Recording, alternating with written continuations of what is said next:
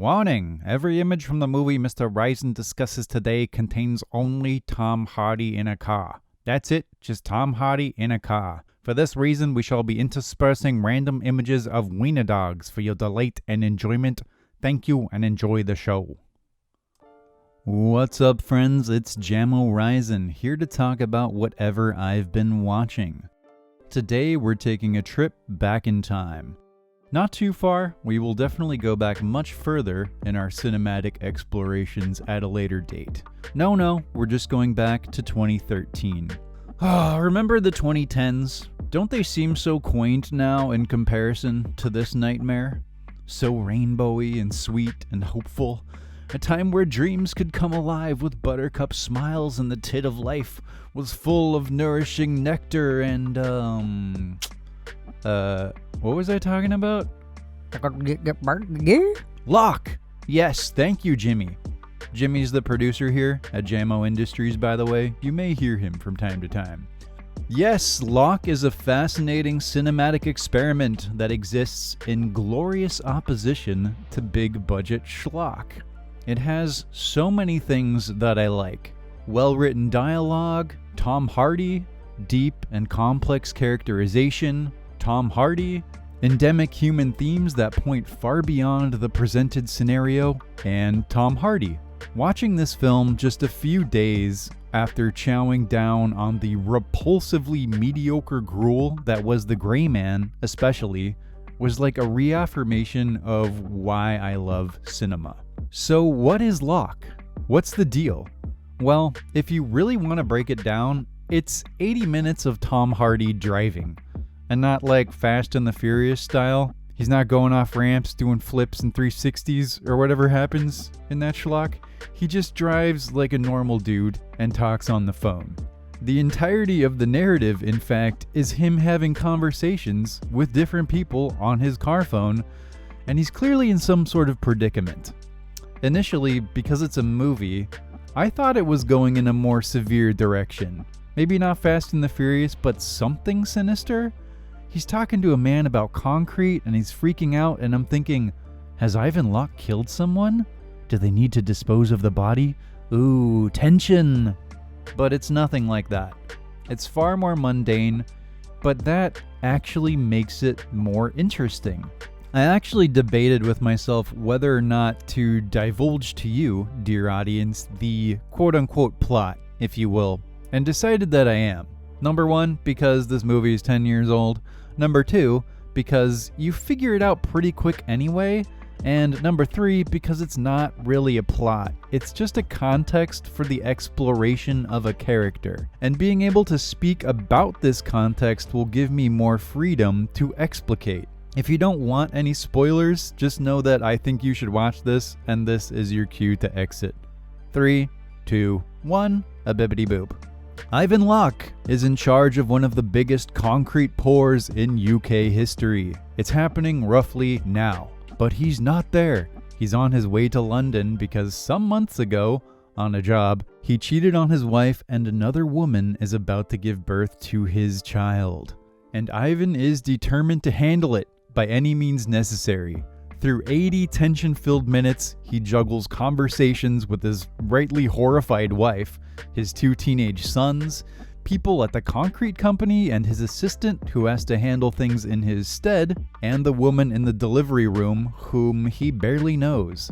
It's not your typical movie plot at all, and someone expecting some scrotal blistering action featuring, Tom Cruise running from explosions will probably be confused and bored. Nah, instead it's the realism and humanity of the film and the character of Ivan Locke that sets it apart.